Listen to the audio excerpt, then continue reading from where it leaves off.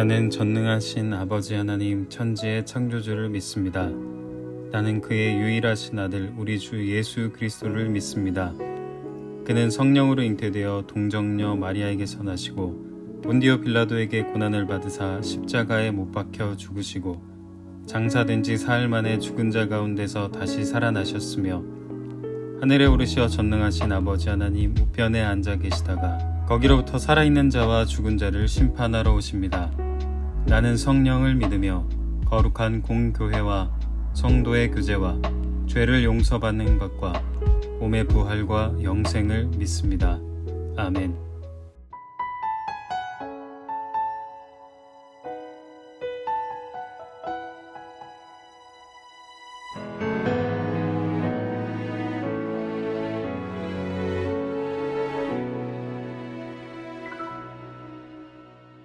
날 위해 십자가에서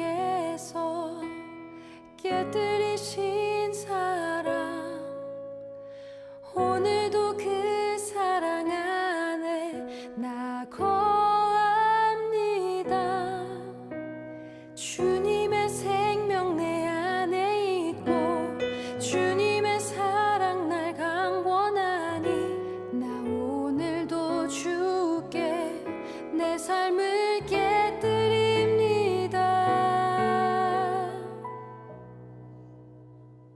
오 주여 내 삶을 깨뜨립니다. 주머리 위에 붓습니다.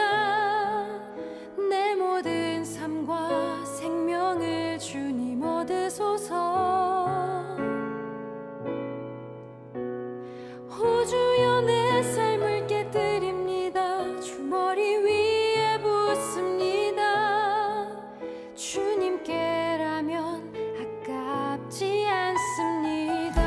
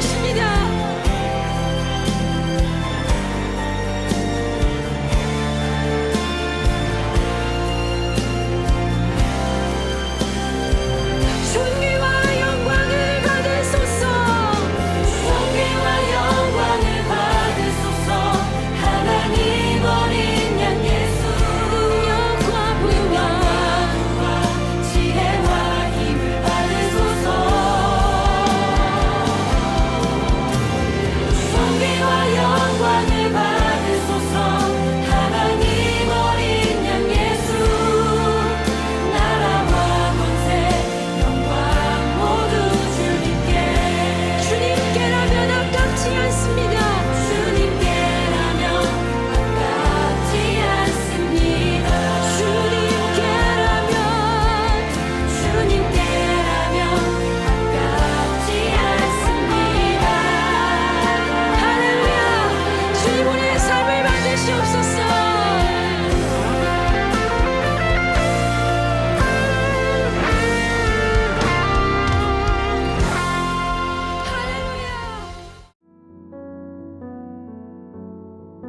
사랑해 주님 감사합니다. 오늘 주님께 예배드리기 위하여 이렇게 우리 모였습니다. 일주일에 한 번 이 시간 온전히 주님께 집중하는 시간이 되길 기도합니다. 한 주간에 주님을 잊고 살았던 우리의 모습을 고백하길 원합니다. 다시금 주님을 떠나 제 길에 서지 않게 하여 주시고 주님의 사랑을 실천하는 우리 중고등부가 되길 기도합니다. 강한 더위와 급증하는 사회적 위험 속에서도 귀한 주님의 자녀들 건강 항상 지켜주시고 가정에는 화목이 가득하길 기도합니다. 우리가 언제 다시 모여 예배를 드릴 수 있을지 모르겠습니다. 하지만 각자의 자리에서 온전히 신앙을 지켜 대면 예배가 열리게 되었을 때 진정한 기쁜 마음으로 예배의 자리에 모일 수 있기를 소망합니다. 말씀을 듣습니다. 우리의 듣는 귀가 열리게 하여 주시고 예배를 방해하는 모든 환경들은 떠나가 온전히 주님께 집중하는 시간이 되길 기도합니다. 감사드리며 예수님의 이름으로 기도드립니다. 아멘. 오늘 우리에게 주신 하나님의 말씀은 누가복음 10장 25절에서 37절까지의 말씀입니다. 누가복음 10장 25절에서 37절까지의 말씀 같이 읽도록 하겠습니다. 어떤 율법 교사가 일어나 예수를 시험하여 이르되 선생님 내가 무엇을 하여야 영생을 얻으리이까? 예수께서 이르시되 율법에 무엇이라 기록되었으며 내가 어떻게 읽느냐? 대답하여 이르되 내 마음을 다하며 목숨을 다하며 힘을 다하며 뜻을 다하여 주 너의 하나님을 사랑하고 또한 내 이웃을 내 자신같이 사랑하라 하였나이다. 예수께서 이르시되 내 대답이 옳도다. 이를 행하라. 그러면 살리라 하시니 그 사람이 자기를 옳게 보이려고 예수께 여짜오되 그러면 내 이웃이 누구니이까? 예수께서 대답하여 이르시되 어떤 사람이 예루살렘에서 여리고로 내려가다가 강도를 만나매 강도들이 그 옷을 벗기고 때려 거의 죽은 것을 버리고 갔더라. 마침 한 제사장이 그 길로 내려가다가 그를 보고 피하여 지나가고 또 이와 같이 한 레위인도 그곳에 이르러 그를 보고 피하여 지나가되 어떤 사마리아 사람은 여행하는 중 거기 이르러 그를 보고 불쌍히 여겨 가까이 가서 기름과 포도주를 그 상처에 붓고 싸매고 자기 짐승에 태워 주막으로 데리고 가서 돌보아 주니라. 그 이튿날 그가 주막 주인에게 데나리온 2를 내어주며 이르되 이 사람을 돌보아 주라. 비용이 더 들면 내가 돌아올 때에 갚으리라 하였으니 내 생각에는 이 세 사람 중에 누가 강도 만난 자의 이웃이 되겠느냐? 이르되 자비를 베푼 자니이다.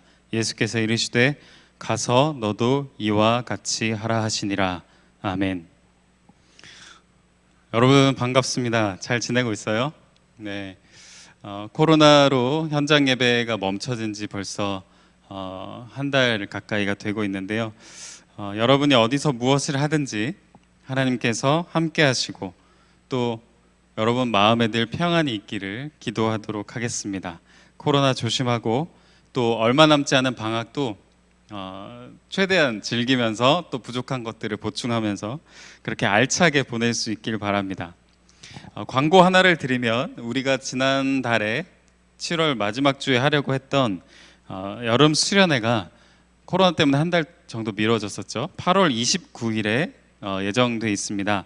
오후 2시 30분부터 시작하니까 여러분 시간을 미리 비워주시고 이 여름을 마무리하면서 또 새로운 학기를 준비하면서 하나님 앞에 우리가 하나 되는 그런 시간을 같이 보낼 수 있기를 바랍니다. 자세한 광고는 이제 다음 주, 그 다음 주 계속해서 여러분에게 알려드리도록 하겠습니다. 네, 여러분 혹시 착한 사마리아인 법이라는 것을 알고 있나요? 이 법은 좀 복잡하지만 쉽게 얘기를 하면 고통받고 있는 사람을 보고도 내가 도울 수 있는 상황임에도 불구하고 돕지 않고 그냥 지나쳐 버린 그 사람을 처벌하는 그런 법입니다. 근데 요즘에는 이게 논쟁의 여지가 많아요. 되게 복잡하고 다양한 상황과 사례들이 많이 발생해서 누군가를 도왔다가 괜히 억울하고 누명을 쓰거나 곤란해지는, 괜히 도와서 더 곤란해지는 그런 상황들이 많이 생겼기 때문에 이 법에 대한 여러 가지 논의가 지금 이루어지고 있는 상황이라고 합니다. 그러나 뭐 어쨌든 간에 이 법안의 배경이 되는 그 사마리아인의 비유가 바로 오늘 우리가 읽은 본문인 선한 사마리아인의 비유입니다. 성경에서 시작한 그 법안이라는 거죠. 이 비유의 내용은 여러분도 워낙 잘 알고 있을 거라고 생각합니다. 그래서 오늘은 이 비유를 우리가 한 사람을 선정해서 그 한 사람의 입장에서 이 비유를 살펴보려고 하는데요. 그 사람은 바로 예수님으로 하여금 이 비유를 말하도록 했던 사람, 바로 율법학자입니다. 예수님께 다가와서 질문했던 율법학자. 자, 25절에 이 율법학자가 처음으로 등장하는데요. 오늘 우리는 이 사람의 입장으로 이 선한 사마리아인의 비유를 한번 같이 보려고 합니다. 자, 25절 말씀 한번 읽어볼게요. 어떤 율법 교사가 일어나서 예수를 시험하여 말하였다. 선생님, 내가 무엇을 해야 영생을 얻겠습니까? 자, 우리가 한번 이 율법 교사의 입장에 되어보는 거예요. 나는 유대인이에요. 유대인 중에서도 하나님이 이스라엘 백성에게 주셨다는 그 율법에 대해서 아주 능통한 사람이에요. 어디에 어떤 구절이 나오는지도 다 알고 있고 또 이 율법을 어떻게 해석해야 되는지도 알고 있어요. 그리고 이 율법을 가지고 사람들에게 아주 오랫동안 가르쳐 왔던 그런 나인 거예요. 그런 나인데 예수라는 청년이 어디서 갑자기 나타나서 사람들에게 하나님의 나라를 가르치고 하나님이 어떤 분이신지 막 소개하고 그리고 나 같은 율법 학자들과도 논쟁을 펼치고 막 그러는 거예요. 그걸 보면서 나 스스로 또 다른 사람도 율법에 대한 전문가라고 이야기하는 또 생각하는 율법학자로서의 나는 충분히 저 예수라는 사람을 한번 시험해 봐야 되겠다라는 생각을 할 수 있겠죠. 테스트를 해봐야 되겠다라는 생각을 한 겁니다. 그래서 예수라는 사람이 지금 엄청나게 화제가 되고 있는데 주목을 받고 있는데 이 사람이 정말 율법에 대해서 뭘 알고 얘기하는 건가? 하나님에 대해서 뭘 알고 얘기하는 건가? 이단은 아닌가라는 것을 시험해 보고 싶었습니다. 그래서 하루는 빈틈을 노려서 예수님께 다가갔죠. 다가가서 이렇게 물어봅니다. 선생님, 무엇을 해야 영생을 얻을 수 있습니까? 무엇을 해야 영원한 생명을 얻을 수 있는 겁니까? 라고 물어봅니다. 이 질문을 들은 젊은 청년인 예수님은 이렇게 대답합니다. 26절입니다.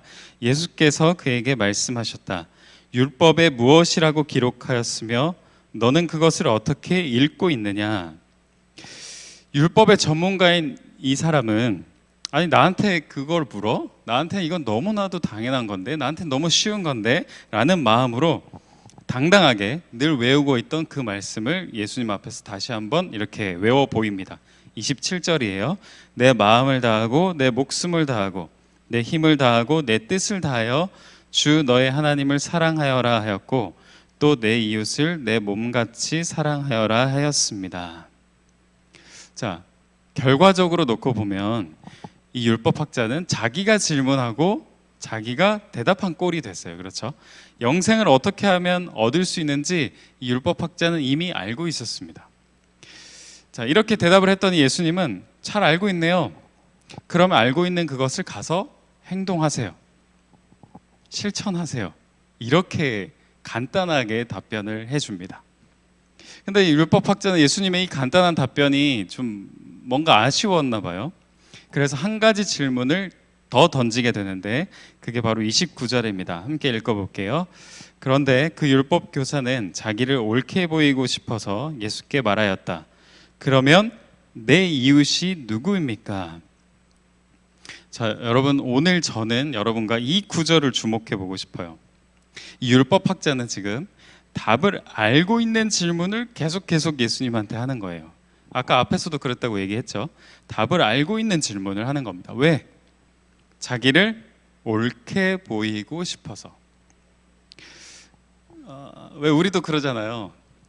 우리는 항상 궁금해서만 질문을 하진 않아요. 질문하는 이유가 내가 뭔가 궁금해서이기만은 아닌 거예요. 질문은 내가 그걸 알고 있다는 것을 드러내 보이고 싶을 때도 사용합니다. 우리도 그러죠.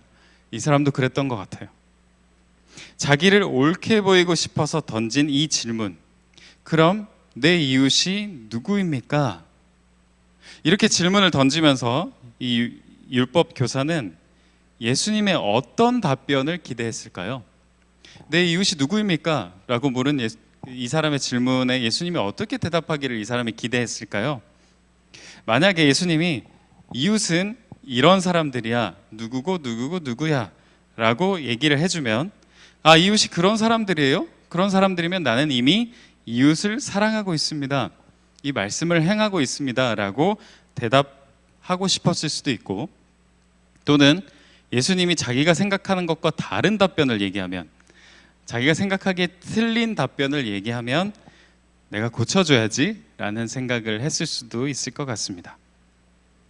뭐가 됐든 간에 이 율법학자는 이 질문을 하면서 자기를 한번 과시해보고 싶은 그런 욕심이 있었다는 거죠. 나를 드러내보고 싶다. 자, 이 사람의 이런 모습에 우리는 주목을 하는 거예요. 이 율법학자의 관심은 온통 자기 자신에게 쏠려 있었습니다. 하나님을 너의 모든 것을 다해 사랑하고 이웃을 자신처럼 사랑하라라는 이 말씀은 여러분이 그냥 얼핏 봐도 깊이 생각하지 않아도 자기에게서 벗어나서 하나님을 향하고 자기에게서 벗어나서 이웃에게로 향해라, 이웃에게, 하나님에게 내 마음과 관심과 에너지와 뜻과 힘을 써라라는 말로 이해할 수 있잖아요. 그렇게 이해하는 게 어렵지가 않죠. 그런데 이 사람은 이런 핵심적인 계명조차도 자기중심적으로 생각을 하고 자기를 드러내기 위해서 이용하고 있었던 거죠. 예수님은 이걸 꿰뚫어 보신 겁니다. 영생에 대해서 질문하고 이웃에 대해서 질문하지만 정작 관심은 온통 자기 자신에게만 가 있다는 거. 예수님한테는 그게 보이는 거죠. 예수님은 자칭 그리고 타칭, 율법에 대한 전문가이고 하나님에 대해서 잘 알고 있다고 말하는 이 사람의 관심을 자기 자신에게서 옮기기 위해서 이 선한 사마리아인의 비유를 들려주시는 겁니다. 자, 여기까지가 비유를 말씀하시게 된 예수님이 이 비유를 말씀하시게 된 배경이라는 거죠. 자, 이 비유의 내용은 여러분이 다 잘 알고 있을 거라 생각해요. 한 유대인이 예루살렘에서 여리고로 이동하던 중에 강도를 만나게 됩니다. 자기가 가진 것을 모두 다 뺏기고 거의 죽기 직전까지 두들겨 맞고 내팽겨쳐져 버려지게 되죠.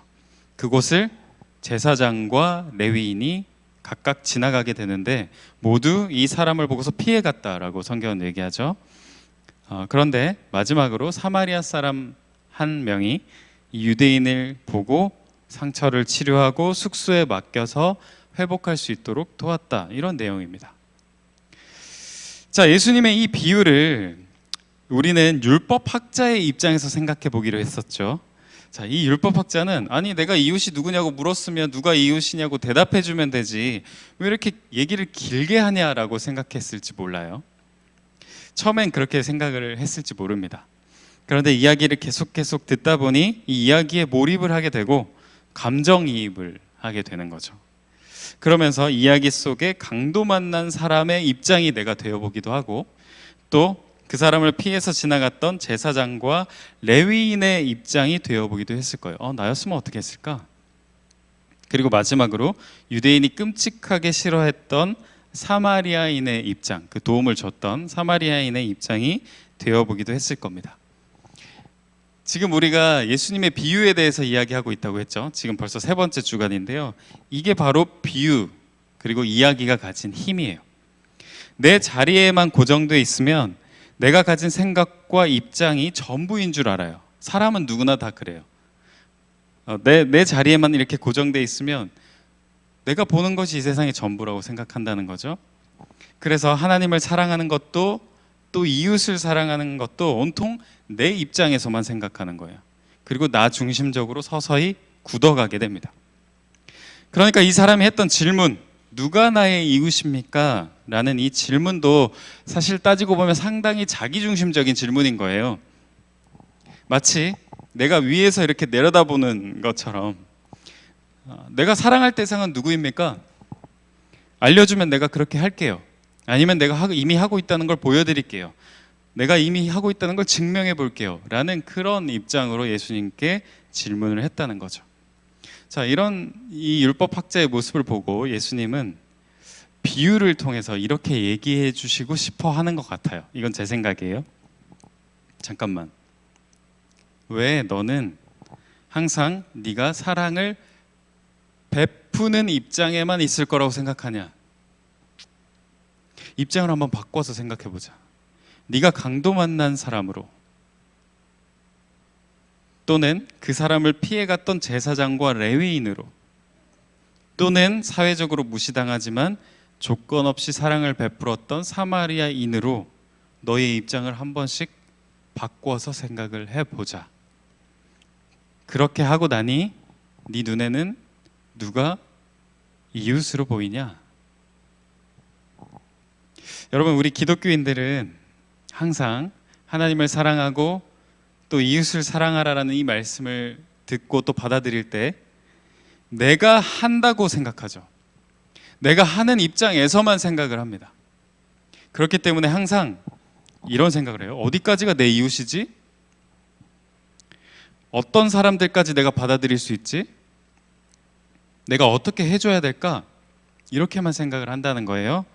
그런데 입장을 바꿔서 우리가 도움을 받는 사람의 입장이 되어본다고 생각한다면, 우리가 그 강도를 만난 사람이라고 생각한다면 그때는 전혀 이웃의 범위가 달라집니다. 같은 민족, 같은 지위 또는 종교 지도자나 제사장과 레위인 같은 또는 그 사람이 하나님을 많이 알고 있다, 신앙적으로 신실하다, 성실하다, 이런 거 다 중요하지 않습니다. 그런 게 다 떨어져 나가게 되죠. 그리고 마지막에 뭐가 남죠? 결국 나에게 다가와 줬던 사람은 누구인가, 이것만 남게 됩니다. 나에게 도움을 베풀었던 그 사람은 누구인가, 이것만 남게 된다는 거죠. 조금 어려울 수 있으니까 다시 한번 정리해 볼게요. 내가 돕는 입장에서는 여러 가지 고려할 수 있는 사항들이 생겨요. 제사장과 레위인도 돕는 입장에서는 머릿속이 되게 복잡했을 거예요. 내가 도와야 한다는 거 알고 있죠. 그런데 나 성전에서 봉사해야 되는데 내 몸에 피를 묻힐 수가 없지. 이스라엘의 규정이었거든요. 저게 함정일지도 몰라. 강도들이 저기 뒤에 숨어 있을 수도 있어. 개인적인 걱정이죠. 또 저 사람을 도우면 내 시간과 내 에너지와 내 스케줄이 꼬이고 내 비용도 나가고, 이런 생활적인 고민들 같은 수많은 고려사항들이 생깁니다. 돕는 사람의 입장에서는.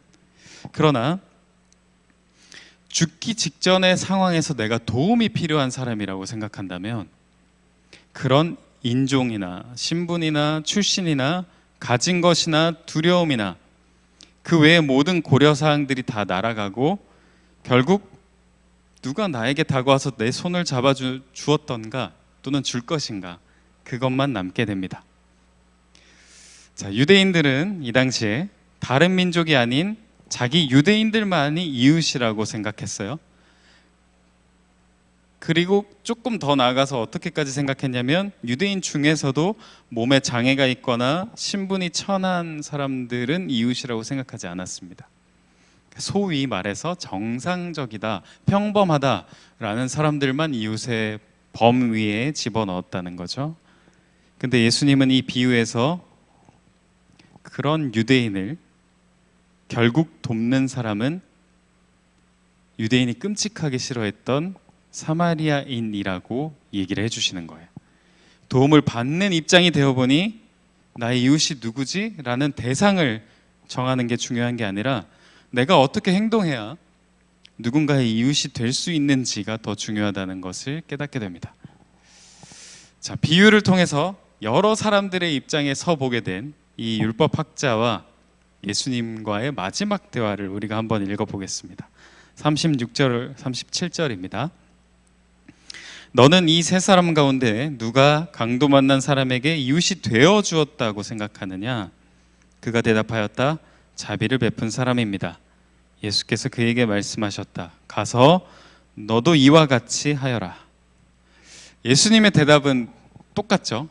처음에도 그렇고 지금도 그렇고 가서 네가 알고 있는 바를 행동해라. 가서 너도 이처럼 행동해라.